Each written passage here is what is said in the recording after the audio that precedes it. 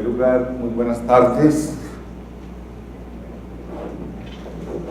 Quiero presentar una explicación por qué todo esto es tan grande. Porque quise más bien traer las sentencias para que las 8 sentencias que se llaman de unificación, que son voluminosas, pero quería precisamente no faltar a la fidelidad de esas sentencias, porque frente a algunas de ellas yo como consejero aclaré el voto por no salvar prácticamente frente a 3 y vengo a hacer unas consideraciones importantes en torno a la materia, pero lo primero que tenemos que señalar es que no hay nada nuevo bajo el sol. Las famosas sentencias de unificación realmente en el fondo no están unificando nada. Todo esto ya estaba. Lo que se ha hecho es una labor, como lo señala este documento que expidió la sección tercera en pleno, es elaborar algunos referentes con el fin de recopilar líneas jurisprudenciales. Ese va a ser un primer aspecto que es menester tener en consideración para que realmente no nos llamemos a señalar que ha habido algo pues muy grande, ¿no? Como lo voy a demostrar, todo esto ya realmente estaba dicho en sentencias de unificación. Lo que se hizo aquí, que es loable, fue recoger algunas líneas y vertir esa idea actualizándola en 8 sentencias que nos reunimos el 28 de agosto para recogerlas, pero con un agravante. Se hicieron algunos matices que pueden ser plausibles.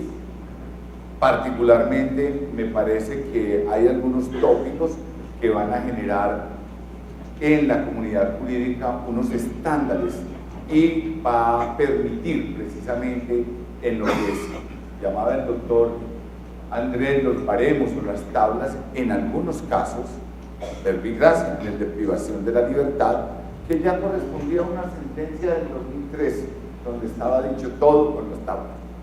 Es un indicativo, un referente bueno para la jurisdicción, porque no había una explicación lógica para algunos eventos que vamos a ver. En otros ajustes o matices que se hicieron, creo que se retrocedió considerablemente. Por ejemplo, vemos que allí lo que se está haciendo es señalar que se va a hacer una tipología de perjuicio inmaterial, y en este documento y en esta sentencia se habla que de ahora en adelante los bienes o inmateriales van a ser el perjuicio moral, el daño a la salud y la afectación a bienes constitucionales o convencionales. Eso ya estaba dicho desde las sentencias gemelas de unificación del 2011, del 14 de diciembre, donde literalmente se dijo la tipología del perjuicio inmaterial queda reducida precisamente a lo que es el perjuicio moral, el daño a la salud, daño corporal, daño psicosomático, daño biológico, daño fisiológico, como lo quieran llamar, pero tiene un núcleo duro que en el fondo también es un bien constitucional. Artículo 49 de la Constitución Política. Por razones de especialidad y de la naturaleza misma, de la idea de lo que es el daño corporal como una manifestación del daño a la persona, no lo incluimos dentro de la gran categoría de bienes constitucionales en atención a situaciones de orden constitucional en el entendimiento de las nociones de lo que hoy ocupa la acepción de daño a la persona y el centro constitucional mismo de la persona como fundamento del ordenamiento jurídico, y en ese orden le quisimos dar como una identidad, pero en rigor jurídico, en rigor lógico, no serían sino daño moral y afectación a bienes constitucionales, porque la salud es un bien constitucional, la salud es un derecho fundamental, que si bien la Corte en sus primeros devaneos no lo reconoció como derecho fundamental en la sentencia de 1992, posteriormente en una sentencia de 1997 le dio la naturaleza de derecho fundamental por conexión a la vida, pero en una sentencia SU del 2008 finalmente admitió una realidad que viene desde mediados del siglo pasado en todos los tratados internacionales que ha suscrito Colombia y en el mundo entero, de reconocer la salud como un derecho fundamental. Entonces, en esa sentencia del 2008 se reconoce la salud como un derecho fundamental e igualmente se le da un fundamento normativo en los términos del artículo 49 de la Constitución Política. Pero sea ello lo que fuere, lo que pasa es que le quisimos dar identidad, una identidad al margen de la gran categoría de bienes constitucionales, bajo el entendimiento y la lógica de que la noción hoy en el moderno derecho de daños es daños a las cosas y daño a las personas.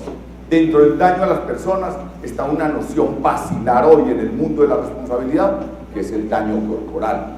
En el entendimiento de lo que es el daño corporal, vamos a afincar las nociones de patrimonio biológico, vamos a afincar las nociones de salud, vamos a afincar las nociones de, precisamente, discapacidad, incapacidad, etcétera, minusvalía, en fin, que van a permitir precisamente la interacción desde el punto de vista médico, en cuanto que será el médico quien va a determinar la afectación psicosomática en todas sus manifestaciones, porque veníamos de una concepción donde no distinguíamos lo que era el daño consecuencia y lo que era el daño evento.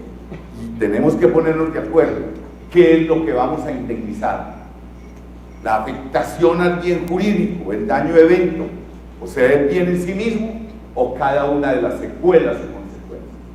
Precisamente el daño a la salud surge como una respuesta a una situación patética o dramática de una mujer que pierde, en el caso específico fue de un hombre que perdió las piernas, pero luego lo trasladamos a un caso de una anexohisterectomía con motivo del anclaje de un dispositivo intrauterino que generó una inflamación pélvica, consecuencialmente una peritonitis, y hubo necesidad de extraer todo el aparato reproductor femenino, una anexohisterectomía.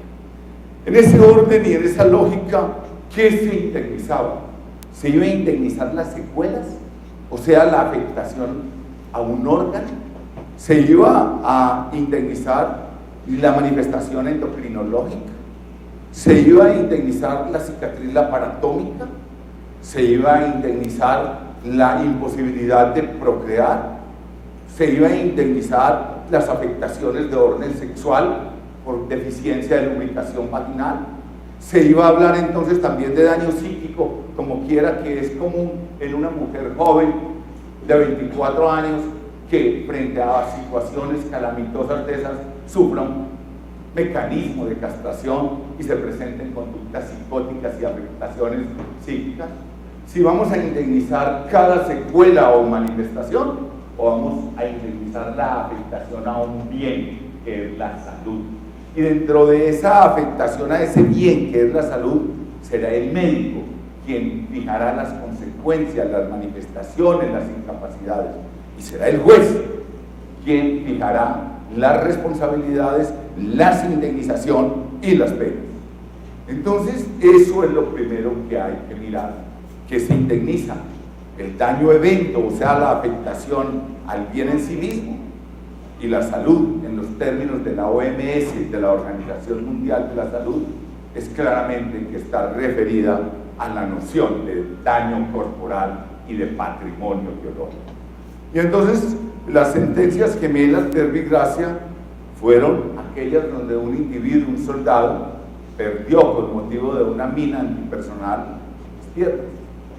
Una de ellas, porque fueron dos sentencias ese mismo día, una proveniente del Tribunal de Antioquia, otra del Tribunal de Risaralda, estaba condenando en los siguientes términos: perjuicios materiales, no hay discusión; perjuicios morales, tampoco tenemos diferencia; perjuicio, daño a la vida de relación, tanto; perjuicio estético, tanto, porque perdió las piernas; perjuicio sexual, tanto; perjuicio psicológico, tanto; y así sucesivamente. Eran 6 rubros. Cada secuela de la afectación a la salud estaba siendo indemnizada. Esto desvertebra la noción sobre la que se edifica hoy día la responsabilidad desde el punto de vista del derecho constitucional moderno.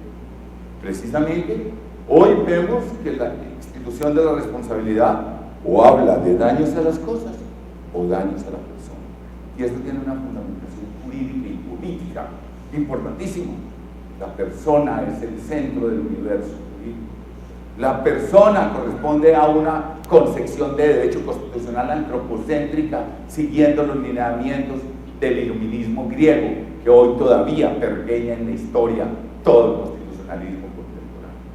Y entonces, cuando hablamos de daño a la persona, vamos a hablar en este entendimiento frente a la salud, de algo que hoy en el mundo se está imponiendo, y aquí en Antioquia afortunadamente tienen para bien una cátedra de valoración de daño corporal. Y esa valoración de daño corporal está propugnando por algo, por el entendimiento del individuo en el campo de lo que es el patrimonio biológico, como la unión de los genes que van generando los aparatos, los órganos, los sistemas con sus funciones, y donde se va a radicar o fincar una afectación a la salud. Bien, ¿y qué dijimos en esa sentencia? Dijimos de una manera categórica y clara que para mí son el punto de anclaje, son la clave de bóveda del nuevo temperamento que se ha abierto. Dijimos 2 cosas tan sencillas como eso: la responsabilidad o frente a una afectación en lo que tiene que ver con el daño a la salud y la tipología del perjuicio inmaterial. Vamos a reconocer únicamente lo que es el daño moral, lo que es la afectación a la salud al directamente lesionado, y dejamos de lado así las megacategorías abiertas o compartimentos estancos, como son las nociones de daño a la vida de relación y alteración de condiciones de existencia. Además, había una situación caótica. El Consejo de Estado, dicho sea de verdad, en el 1993, actor John Jairo Meneses incurrió en una impropiedad mayúscula cuando fue precisamente el Tribunal de Antioquia, con una magnífica ponencia de un extraordinario magistrado a quien no se le ha hecho el reconocimiento jurídico, esta ciudad que se merece, y que fue uno de los abanderados, no solamente en contratos, sino en reparación, cual es el doctor Humberto Cárdenas. Y fue ese magistrado que, desobedeciendo el precedente de la sección tercera, la sentencia de febrero de la señora Barazuti, tuvo la valentía intelectual y el posicionamiento del precedente de irse contra el Consejo de Estado y admitir, delimitar, configurar, y en un acto de interpretación o en una manifestación hermenéutica mutativa, atípica, aditiva o por creación, permitió el paso del perjuicio fisiológico, dándole un entendimiento aditivo a una sentencia, profirió un ejercicio manipulativo, atípico o mutativo, y entró a la jurisdicción contenciosa del perjuicio fisiológico o perjuicio de agrado conforme al derecho francés. ¿Qué visión tuvo aquel magistrado y qué posicionamiento? El Consejo de Estado fue inferior al año siguiente al reconocer en el caso de John Jairo Meneses el perjuicio fisiológico o daño a la vida de relación. Trocó 2 categorías, daño a la vida de relación como una categoría italiana, con el daño, perjuicio fisiológico o de agrado de naturaleza gala. Y allí, aunque se haya hecho así de manera antitécnica, tengamos presente algo. De 1992 y 1993 al año 2000, el perjuicio fisiológico o daño a la vida de relación, impropiamente llamado así por el Consejo de Estado, y el perjuicio fisiológico de agrado, llamado propiamente por el Tribunal de Antioquia, lo cierto de todo ello fue que no se le reconoció sino al lesionado directo. lesionado directo, a quien sufrió una afectación psicosomática, al que sufrió lo que es el daño biológico o el daño a la salud, a ese se le reconocía. En otras decisiones, mi criterio, desafortunada, que la combatí desde la academia, y no se vaya a pensar que ahora estoy defenestrando, no, este es un análisis que siempre lo he hecho en la sala, en la corporación, en la academia, y cuando fui litigante y doctrinante lo hice, porque fui el primero que salió a escribir contra la sentencia del 2000, que introdujo y dijo, acabamos el nomen juris de perjuicio fisiológico y todo se llamará de ahora en adelante daño a la vida de relación. Y eso que se llamaba daño a la vida de relación a partir de ese momento fue una actitud regresiva a antes de 1992, donde todos los bienes inmateriales, todas las afectaciones constitucionales se ampararon bajo el paraguas del perjuicio moral. Y entonces, si se afectaba el honor, eso era perjuicio moral, antes del 92. Si se afectaba el buen nombre, era perjuicio moral. Si había una afectación sexual, eso era perjuicio moral. Si había una afectación estética, como aún lo dijo en el 2000 el Consejo de Estado, eso era perjuicio moral. Se desplazó el agujero negro del 92 a el agujero negro en el 2000 bajo el epígrafe de daño a la vida de relación. Se mantuvo una megacategoría o un compartimiento estanco abierto que desde luego no permite una disección de lo que es la tipología del perjuicio y lo que es la ontología jurídica y la autonomía de los bienes. En el 2007 se cambió el nombre y se dijo expresamente que el Consejo de Estado necesitaba algo más abierto, más agujero, un super agujero negro, que se iba a llamar alteración de condiciones de existencia. Se volvió del derecho italiano, daño a la vida de relación, al derecho francés en el caso Paul, alteraciones de condiciones de existencia, que porque era un concepto más amplio y allí tenía cabida, como en el anterior, no solamente el directamente lesionado, sino cualquier afectación a cualquier bien que no tuviera contenido. Miren esos megacompartimientos.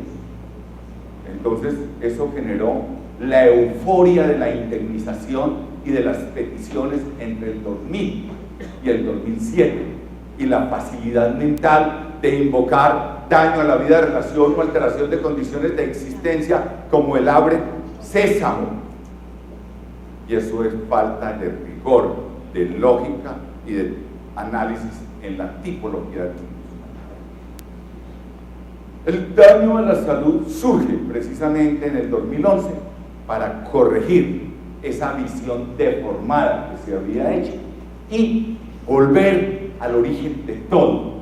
La víctima, la lesión psicosomática, como se llamó, perjuicio fisiológico, y entonces se dijo, se reconoce el perjuicio moral, se reconoce el perjuicio de daño a la salud, se proscribe en la jurisdicción contenciosa, y así se dijo, alteración de condiciones de existencia, se proscribe daño a la vida de relación, pero ¿qué más podrá reclamar? Se dijo, la afectación a bienes constitucionales. Ese es un gran paso que ha dado la jurisprudencia. ¿Por qué? Porque obedece a lo que hoy se ha denominado en el mundo del derecho la constitucionalización del derecho. Y dentro de la constitucionalización del derecho, como lo señala el profesor Rodolfo Bigot, que es uno de los grandes retos que tienen los juristas de hoy día, está un matiz que es la constitucionalización del derecho. Y es que ese fenómeno de constitucionalización del derecho ha generado una respuesta mega teórica a partir de mediados del siglo pasado. Y si bien fue la Constitución de Weimar de 1919 la que generó un espacio para el Estado Social de Derecho y el empoderamiento de los derechos fundamentales, desde el punto de vista teórico quedó eclipsado por la emancipación o el surgimiento del sistema nazi derrocado el sistema nazi, el Estado social de derecho y la reflexión justnaturalista que se tiene que hacer por autores como Ravel, Smith y Belsen, precisamente para acuñar una posición bien importante que va a generar un espacio de reflexión en el mundo del derecho en general y que va a estar edificado sobre esa regla de oro que es: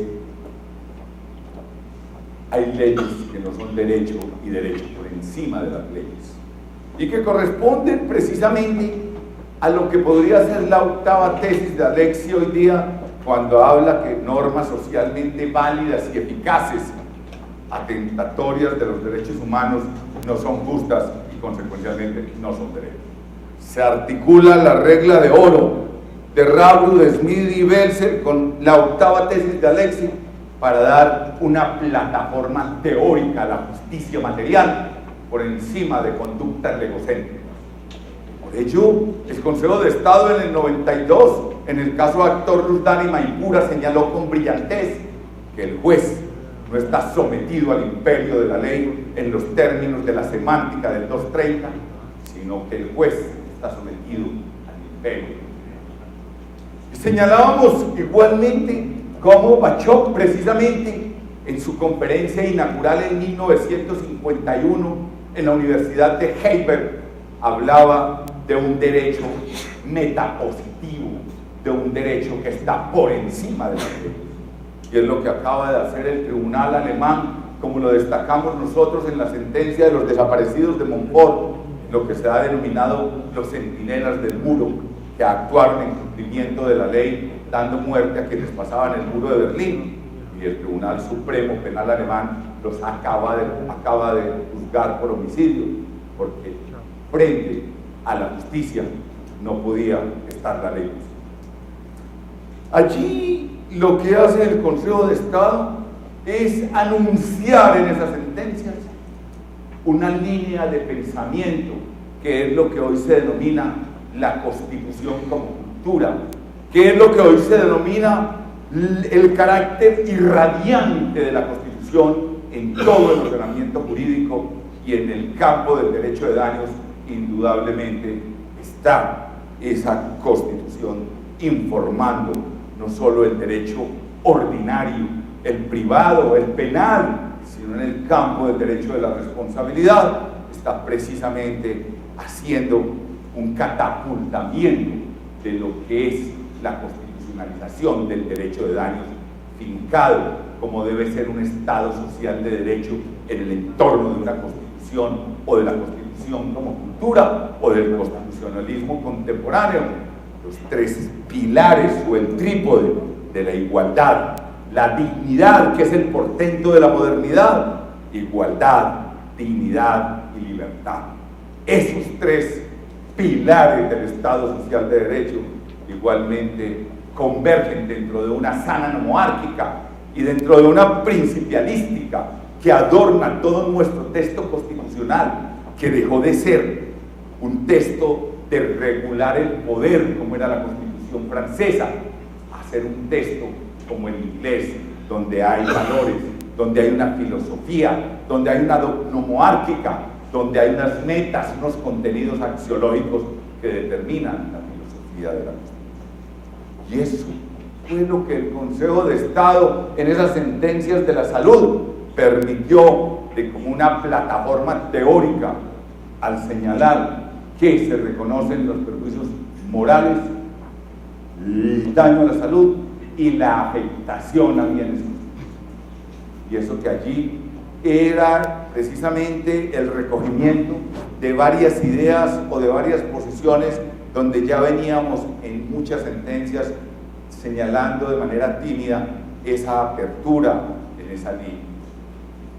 Y entonces, ¿qué es esta tipología del perjuicio inmaterial que le permitió a la sección tercera elaborar un documento donde se dice: tipología del perjuicio inmaterial reconoce los tres tipos de perjuicios inmateriales, que son el moral, daños a bienes constitucionales y convencionales, y daño a la salud, fisiológico o biológico, derivado de una lesión corporal o psicofísica?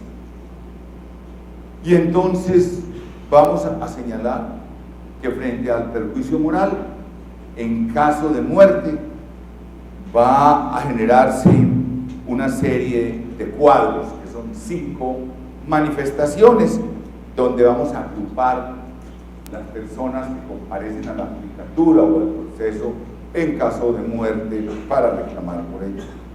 Y decimos precisamente que cada uno de estos casos o de estos niveles corresponde el primero a las relaciones afectivas, conyugales y paternofiliales, y que siempre habíamos indicado que en ese nivel estarían los miembros del mismo núcleo familiar, o sea, el primer grado de consanguinidad, cónyuges, compañeros permanentes o estables, y se les daba 100 salarios mínimos de garantía.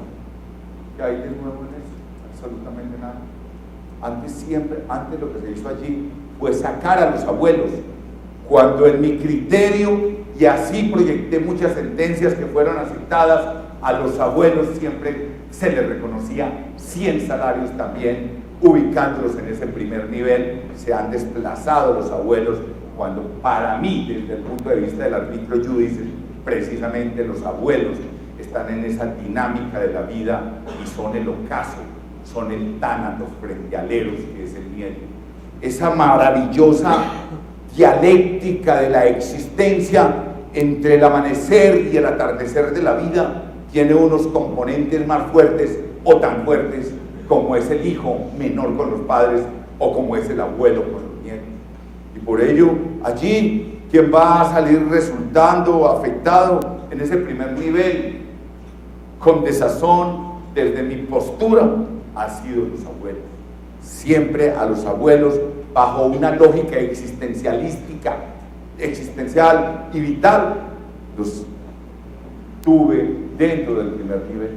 Ese es un matiz de este cuadro que para mí es desafortunado, porque la vida es más sabia que el derecho, porque precisamente la Constitución viviente de 1956 le permite al juez captar, en los términos de Dworkin, como se señala hoy, que el juez no simple y llanamente es un aplicador de la ley, que el juez no solamente ejerce un acto de competencia, sino que el juez, cuando hace justicia, también debe presentar 2 valores: adecuarse a la práctica y mostrar o enseñar un contenido clarísimo. Y entonces allí vemos que ya al segundo nivel pasan los hermanos, los abuelos y los nietos, con el 50%, que siempre a los hermanos se les trataba la mitad. Eso era pacífico. En el primer nivel estaban a mente las personas de primer grado de consanguinidad, los cónyuges o compañeros permanentes o estables, cosa que es buena, pero eso ya estaba. Lo que se hace es degradar los sentimientos, los afectos y el dolor de los abuelos y los nietos. Para mí eso no es positivo, pero la sección unificó así y así nos obliga, pero realmente el entendimiento no puede ser obligado. Puede ser obligado el precedente, pero el sentimiento. En el tercer nivel o tercer grado de consanguinidad o civil se va precisamente a bajar a un 35%. En el cuarto nivel de relación afectiva o de consanguinidad civil, el 25%, y finalmente en el quinto nivel, relaciones afectivas no familiares o terceros damnificados, se les da un 15%. Para mí esto es calamitoso. ¿Y por qué es calamitoso? Porque es que hay dentro del tráfico del amor, dentro del tráfico de lo que los griegos denominaban la filia, que es la amistad, que es el cariño, y no solamente el eros, sino la filia o el ágape, como manifestaciones del amor. Hay vínculos entre personas que no son amigos, que no son familiares, que son más fuertes que los mismos vínculos de la familia. Las relaciones a veces entre los hermanos desaparecen. Y entonces, ¿con qué vamos a despachar una novia con un novio que tienen no solamente una relación en el componente del amor griego que se denominaba tan bellamente por Aristóteles e igualmente por Montaigne como la manifestación marital de la amistad entre dos seres que se quieren, que se aman, de igual o diferente sexo? Eso es irrelevante para el Consejo de Estado en una actitud amplia. Cuando se les va a indemnizar, tendríamos que indemnizar la novia o el novio que ha generado un entorno de eros, de sexualidad, un entorno de fili, de amor, de sentimiento, de cariño, con 15 salarios mínimos.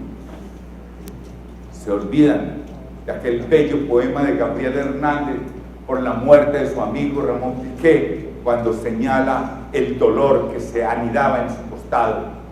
¿Acaso no hay relaciones entre amigos que tienen una particularidad y una profundidad que va mucho más allá y que es más trascendente de las relaciones cotidianas?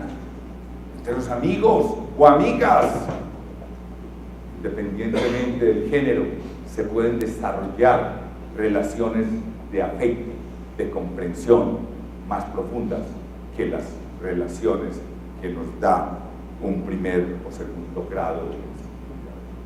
Se le ha limitado entonces al juez esa posibilidad maravillosa precisamente de entender frente al arbitrio judicis toda esta constatación en la realidad. Creo que allí es desafortunado este asunto. En los niveles 1 y 2 se va a requerir la prueba del estado civil o de la convivencia de los compañeros. Para los niveles 3 y 4, además, se requerirá la prueba de la relación afectiva. Y para el nivel 5 se deberá probar la relación afectiva. El caso de los novios de Granada, el caso fallado por el Tribunal de Antioquia hace unos 10 o 15 años de una joven que se le dicta una medida de aseguramiento de 4 o 5 meses en un municipio, en el municipio de Andes, y su novio religiosamente la visitó, le escribía cartas, todo probado en el proceso.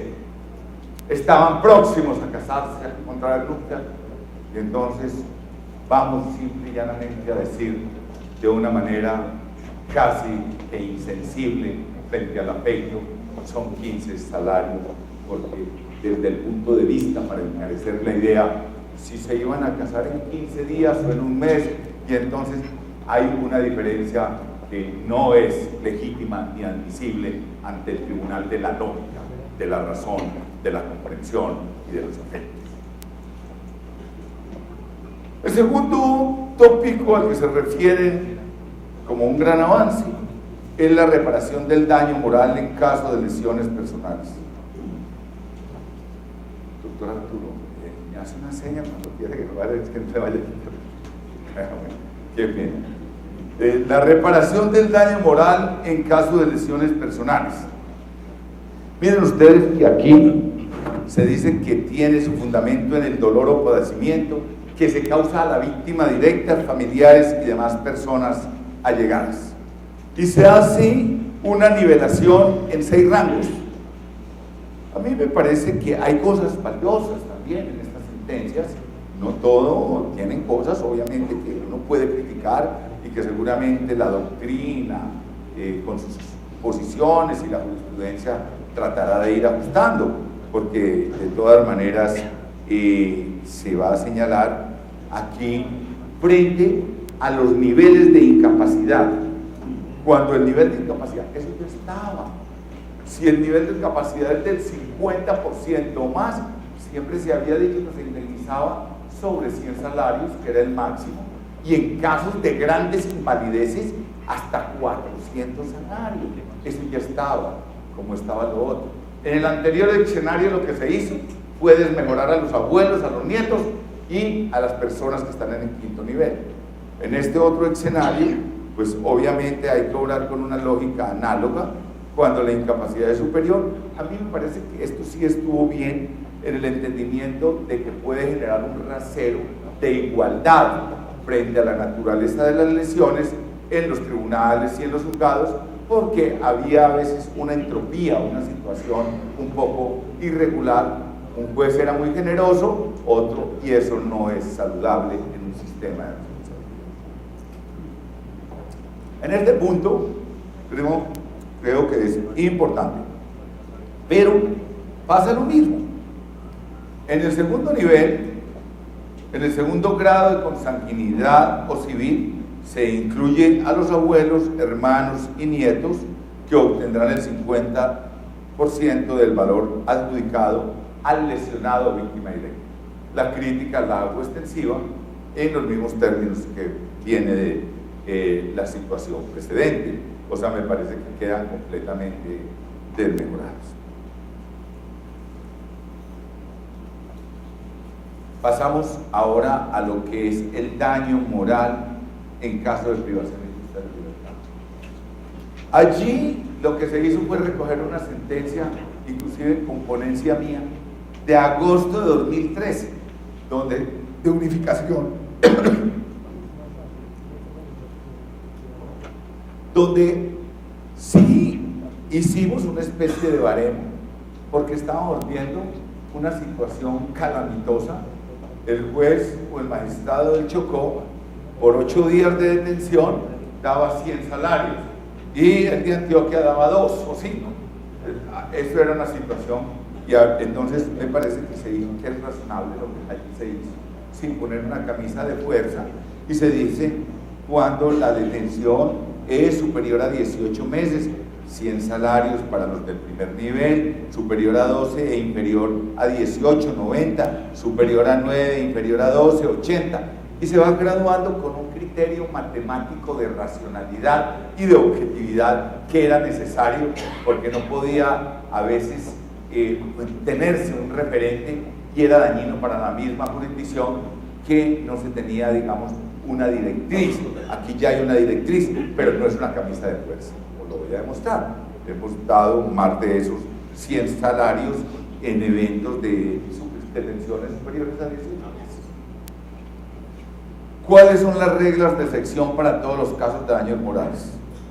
En casos excepcionales, esto es importante, como las graves violaciones a los derechos humanos, entre otros, pongan la atención, esa va a ser una expresión habilitante, podrá otorgarse una indemnización mayor de la señalada en todos los eventos anteriores, sin que en tales casos el monto total de la indemnización pueda superar el triple de los montos. Ese es digamos, un segmento habilitante que puede ser importante y que le da, digamos, un espacio al juez, y eso me parece importante. Ahora vamos a un elemento que yo creo que está en construcción y que presenta, en mi criterio, en estas sentencias se retrocedió y se desdibujó lo que habíamos hecho ya en cierta medida, y espero que se mejore. Frente a la afectación relevante de bienes o derechos convencional o constitucionalmente amparados, se dice que se reconocerá un de oficio y se precisa su reparación integral. Pero atención, aquí hay un desliz terrible que pone precisamente en tela de juicio la situación, y es: se privilegia la compensación a través de medidas reparatorias, no indemnizatorias, a favor de la víctima directa y su núcleo familiar. Yo frente a esto aclaré voto, inclusive voy al final a señalar, acabo de sacar una sentencia donde a los perjuicios morales se hace no 100, sino a todos 200. La norma dice que en casos excepcionales de derechos humanos podrán hasta 300. Habían pedido 2.000 gramos oro para los padres, esposa, hijo, se les dio 200, y a los hermanos, los normales 50, se les dio 100, pero con fundamento en lo anterior. Pero frente a la afectación de bienes constitucionales, se va a señalar que en este caso se va a privilegiar casi que un canto a la bandera, que se va a privilegiar una serie de medidas de reparación de orden teórico. Y entonces ya vuelvo enseguida con este punto. En casos excepcionales, miren ustedes, en casos excepcionales, cuando las medidas de satisfacción no sean suficientes o posibles para consolidar la reparación integral, podrá, otorgarse una indemnización única y exclusivamente a la víctima directa. Y mi pregunta es, cuando se afecta a la familia, como lo vamos a ver en los casos que acabo de sacar de ponencia, es toda la familia, como en los casos de desplazamiento. Si se destruye un hogar, como pasó aquí con 8 hijos, que se lo tenemos que dar al padre si quieren más sufrieron fueron los hijos. Entonces aquí, en este caso, dice que solo se podrá dar 100 salarios mínimos legales, siempre y cuando la indemnización no hubiera sido reconocida con fundamento en el daño a la salud. Luego viene un capítulo que para mí es muy importante, que es el concepto de reparación de daño a la salud, y se reiteran los criterios contenidos en las sentencias gemelas de unificación del 14 de septiembre de 2011, y se atiende única y exclusivamente para la víctima directa en una cuantía que no podrá exceder de 100 salarios mínimos legales, y se atiende a los criterios de incapacidad, 50 o más, del 40 al 50% de incapacidad 80, del 30 al 40, 60. Tiene un criterio que me parece que es lógico. En ese punto, digamos, las sentencias son adecuadas, tienen un propósito loable, tienen un esquema organizador. O sea, las sentencias tienen una virtud, que es tratar de generar unos estándares que satisfagan el principio de igualdad, sin que obviamente ello genere una limitación al artículo juris. Para mí lo más importante de estas 8 sentencias es que se le puso coto a una postura de un querido consejero amigo mío que generó una confusión muy grave al hablar de test de proporcionalidad. Y entonces estaba diciendo, para reclamar los perjuicios morales había que mirar la convivencia, había que mirar la edad, había que mirar una serie.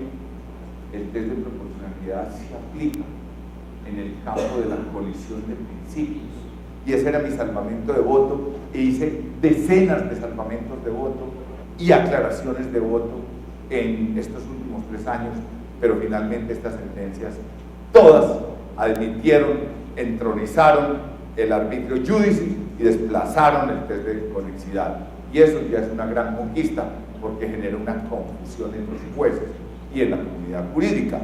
Yo creo que eso ya de por sí le da mucha valía a estas 8 sentencias. Se dice que en casos excepcionales, cuando existan circunstancias debidamente probadas de una mayor intensidad y gravedad, podrá otorgarse una indemnización mayor a la señalada en la tabla anterior, sin que pueda exceder de 400 salarios mínimos. Eso ya lo habíamos dicho. En los casos de grandes paraplejías, siempre habíamos otorgado por perjuicio fisiológico, aún en el pasado, 400 salarios. O sea, eso se mantiene. Una cosa que es de perogrullo, obviamente, ningún daño o perjuicio inmaterial podrá ser indemnizado doblemente. Eso es de perogrullo. Bueno, ¿esto qué es importante? Este es, digamos, como el contenido de la tabla, del documento o cuadernillo. Quiero ir ya de una manera rápida a las sentencias, para que sobre las sentencias mismas veamos las virtudes y de pronto las cosas que se pueden mejorar. Y por eso es bueno estos escenarios, por eso este foro, la academia, la crítica. Los jueces no tienen por qué tenerle a la crítica, ni exógena ni endógena. Precisamente, nadie es dueño de la verdad. Tenemos que aceptar ese principio ético y epistemológico de Karl Popper, el principio de la falibilidad. Quizás ustedes tengan la razón y seamos nosotros los que estemos equivocados, pero dialoguemos en el escenario académico para mejorar.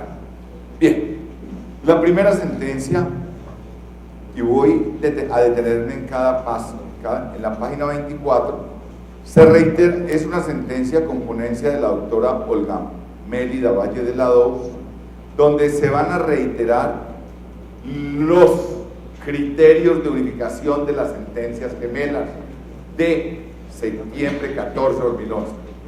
Se reiteran esas sentencias e igualmente se aplica la excepción en liquidación del daño a la salud frente a casos excepcionales y de extrema gravedad hasta 400 salarios mínimos conforme a las variables.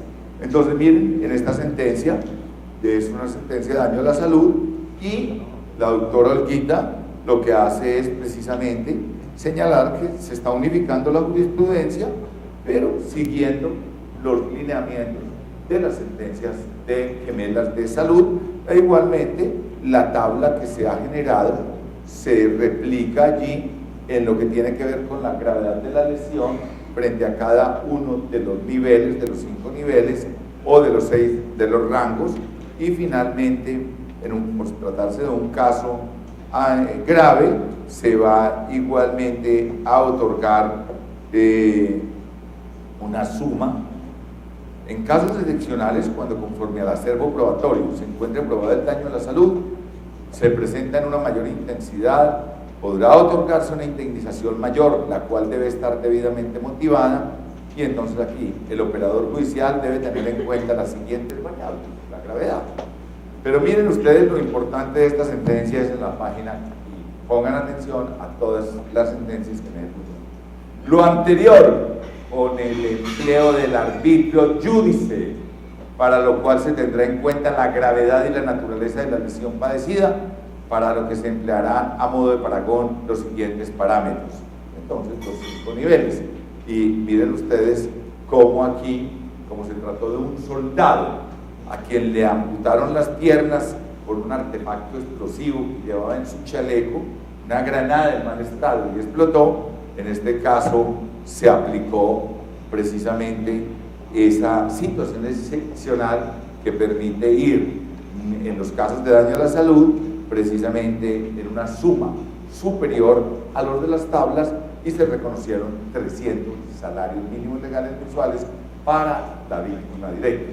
Entonces, miren, esta es una sentencia de unificación de daño a la salud, donde precisamente se aplica la excepción en materia de liquidación para un caso excepcional que va más allá de los baremos o de las tablas que estamos significando.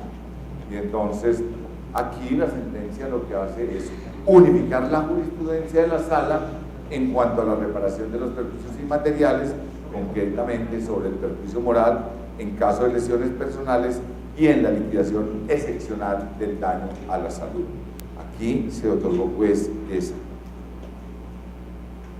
A continuación vemos otra sentencia de unificación, que es el caso general del daño a la salud, con ponencia mía, donde simple y llanamente se reiteran las sentencias gemelas e igualmente se señala, para que no quede duda, en la página 28, de manera aglítera, lo siguiente: lo anterior en el ejercicio del arbitrio judice, para lo cual se tendrá en cuenta la gravedad de la naturaleza.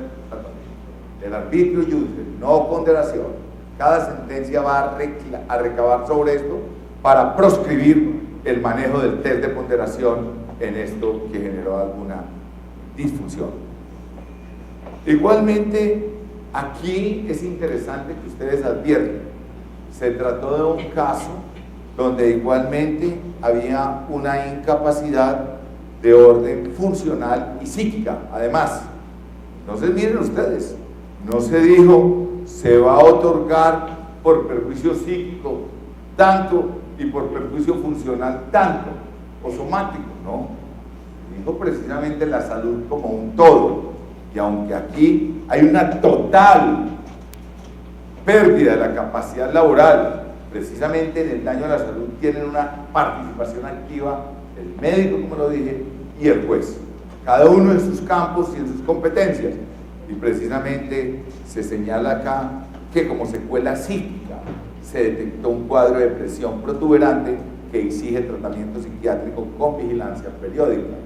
Aquí se está precisamente mirando la salud desde el punto de vista que lo define la Organización Mundial de la Salud y la noción de patrimonio biológico, para adjudicarle en el entendimiento que es un derecho fundamental y que es un bien jurídico con existencia y autonomía propia, y que no podemos sintetizar cada manifestación o secuela. Igualmente va a haber una sentencia con ponencia del doctor Danilo Rojas, donde se reitera muy bien.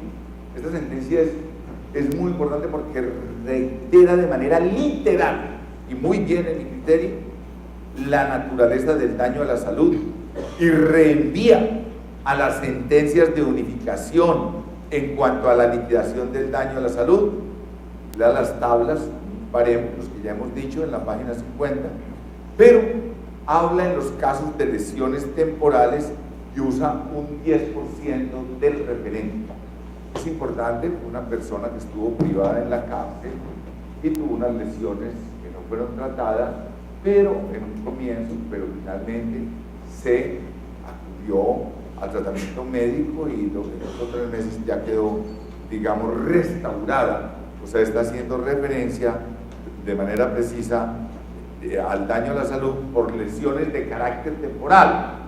Ya estaba también, pero aquí se le da pues como toda esa jerarquía, pero se unifica la jurisprudencia en relación con la indemnización del daño a la salud por lesiones de carácter temporal. Y miren ustedes, página 49. La sala reconocerá a favor del actor y en aplicación del arbitrio júdice. Todas las sentencias tienen esa constancia. Y entonces, mire, dice, ya no es procedente.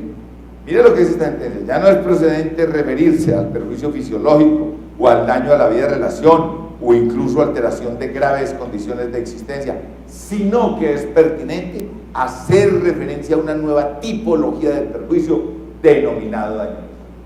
Esta es una sentencia de unificación que corrobora y destierra una vez más lo que ya estaba desterrado de las sentencias de unificación de septiembre 11.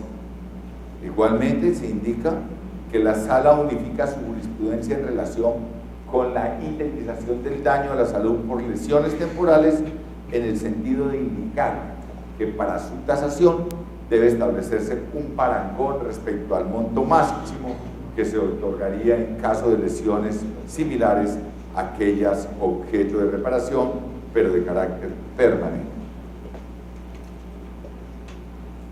Y por ello se concedió un 10%. Esta sentencia tiene algo muy importante que también hay que destacar, y es que se refiere a una sentencia del 25 de septiembre de 2013 en la que se unificó la jurisprudencia sobre la obligación de la Procuraduría delegada para las fuerzas militares de efectuar el seguimiento al cumplimiento de lo dispuesto en las providencias en que se juzgue la grave violación de derechos humanos imputables a la fuerza pública. Esa fue una sentencia precisamente de Antioquia.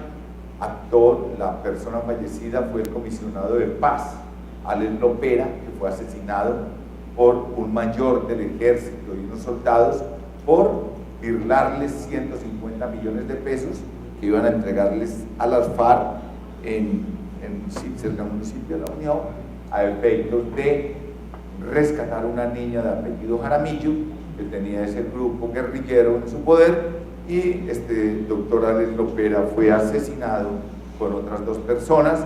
Y allí, en esa sentencia, que era una sentencia de unificación, se reconocieron bienes constitucionales y se dispuso también en materia de unificación que la Procuraduría delegada para las fuerzas militares vigilara el cumplimiento de las sentencias donde se afecten derechos humanos.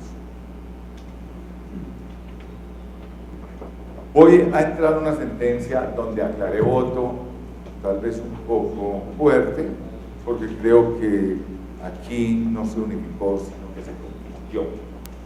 Es una sentencia con ponencia de la doctora Estela Conto, donde se va a hacer una unificación respecto a la liquidación del daño a la salud de carácter temporal. Se habla también de bienes convencionales y constitucionales, y en la página 34 se reitera las sentencias gemelas de unificación. Pero lo grave de esta sentencia para mí es, no la comparto en absoluto.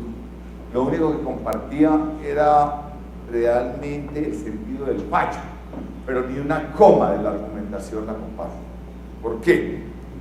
Y así lo digo, que me aparto integralmente de los razonamientos contenidos en la parte emotiva, porque como lo digo en la aclaración de votos, se incurrió en insalvables confusiones y contradicciones teóricas y prácticas respecto del derecho de daños.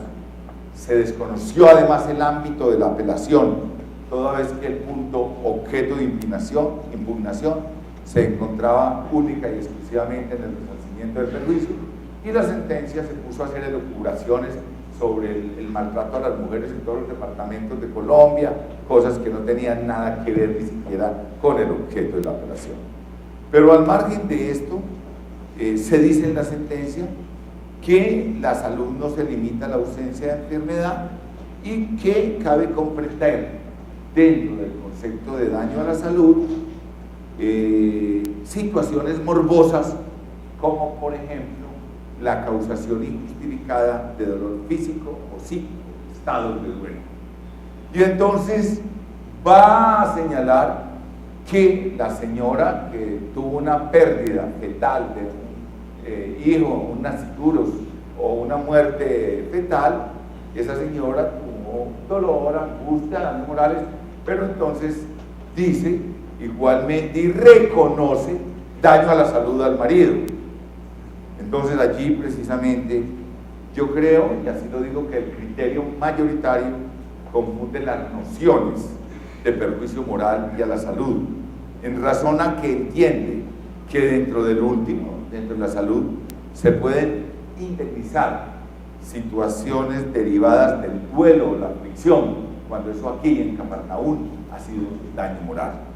Bajo esta óptica se terminaría indemnizando 2 veces el perjuicio moral por la pérdida de seres queridos, bajo la égida del daño moral en sí mismo y con la incorporación de un componente afectivo del daño a la salud, circunstancia que generaría un enriquecimiento injustificado y que precisamente va en contravía del documento que generó la sentencia de unificación, comillas, prohibición de pago doble de daño inmaterial. Así es un pago doble. Entonces, el daño moral busca la compensación de la lesión al patrimonio afectivo, y con el daño a la salud se busca establecer precisamente la reparación objetiva de lesiones psicofísicas de carácter permanente o temporal a partir del porcentaje de incapacidad o invalidez. El daño a la salud, en el caso concreto, se derivó de, comillas, las complicaciones emocionales de la señora, de la paciente y su compañero. Dice la sentencia. Cabría preguntarse la indemnización por concepto de daño moral, por qué hecho, circunstancia o razón distinta a la descrita se reconoció. Igualmente, señalo que con la sentencia se sienta un desafortunado precedente de unificación por parte de la Sala Plena, ya que se retrocede conceptualmente en la materia de reparación y los conceptos indemnizatorios. Será entonces tarea de la doctrina y la jurisprudencia de nuevo iniciar una labor para decantar las nociones de daño moral y daño a la salud que se confunden en la sentencia en una simbiosis inaceptable, pues cada categoría es autónoma y desde el punto de vista de la ontología jurídica, cada bien jurídico es lo que es.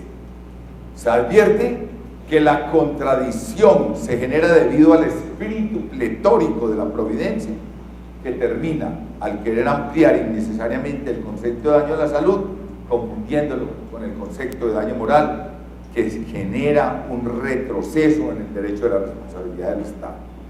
Allí pues vemos que es una situación también que tiene que ver con esa confusión. ¿Cómo? Voy a actuar entonces rápidamente. Es más, me falta la parte más importante, que es la de bienes constitucionales, porque ahí es donde está, pero no hay ningún problema. La le pido excusas a todas. Entonces, en estas sentencias, en la otra sentencia de unificación, se hacen unas tablas de privación de la libertad, e igualmente, con ponencia del doctor Hernán Andrade, se va a señalar precisamente en estas sentencias. Igualmente, la sala reitera que se debe tener como fundamento el arbitrio judicial, y igualmente se reiteran las sentencias del 28 de agosto de 2013, donde les dije que había unas tablas sobre privación de la libertad. Entonces la pasamos rápidamente. Pero las sentencias, y las voy a coger prácticamente las dos sentencias de bienes convencionales y constitucionales, son las sentencias proferidas por el doctor Jaime Orlando Santofimio y por el doctor Ramiro Paso.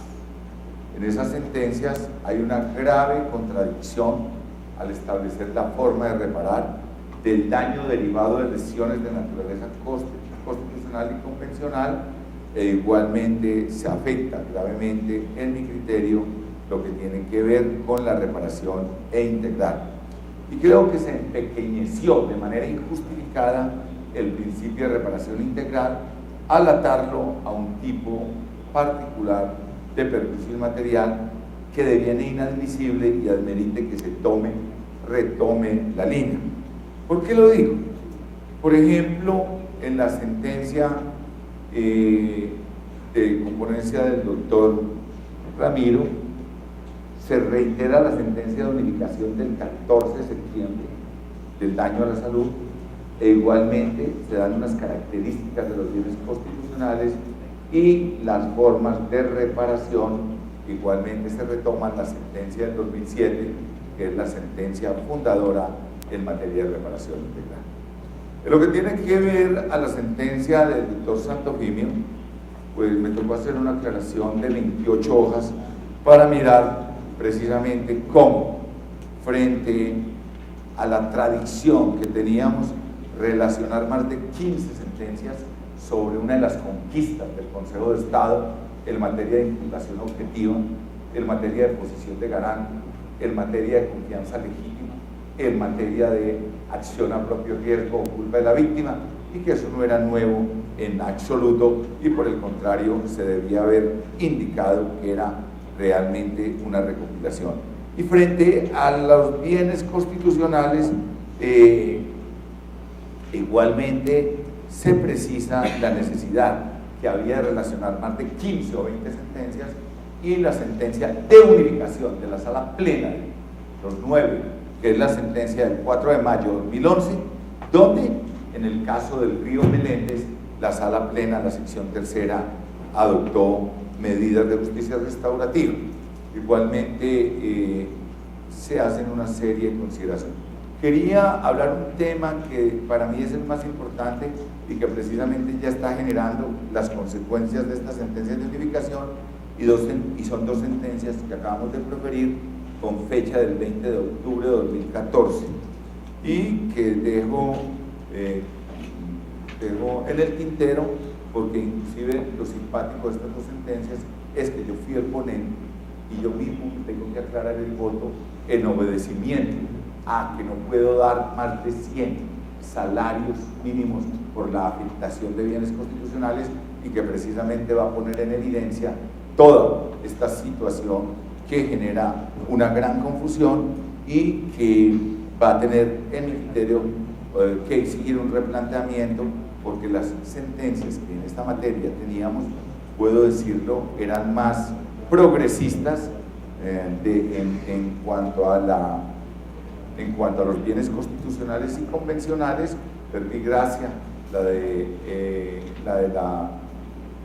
de los comerciantes de San Roque, verbigracia, la sentencia de la masacre de Pichilín, etcétera, eran mucho más progresistas en el reconocimiento de bienes constitucionales, y aún en el caso de Alex Lopera, no solamente les dimos los bienes materiales, los perjuicios materiales, los morales, sino a cada integrante de la familia la afectación a un bien constitucional por la diáspora o éxodo al que se vieron sometidos por las amenazas de la Cuarta Brigada. E igualmente, en el caso de la acción de grupo del basurero Doña Juana, también, aunque se trataba de una reparación o una acción de grupo, en virtud de la vista expansiva y de la conexidad, protegimos derechos constitucionales y les otorgamos a más de 70.000 personas la afectación a bienes constitucionales. En fin, falta mucho por hablar, falta bastante por discutir, pero el tiempo y el respeto que le debo al otro conferencista, además del respetuoso llamado de atención que me hace, me obliga a ponerle punto final a esto, pero realmente yo creo que todavía apenas estamos haciendo el prólogo de un gran debate. Quería hablar, y ahora seguramente el doctor Arturo va a hablar de una sentencia muy importante que acaba de producir la Corte, y si hay un lugar más adelante quiero referirme a ella también, porque en esta sentencia última, donde critico los bienes constitucionales, retomo la sentencia de la Corte para señalar esa circunstancia y hacer una respetuosa observación en lo que es el daño a la vida de la relación aquí en la Gracias.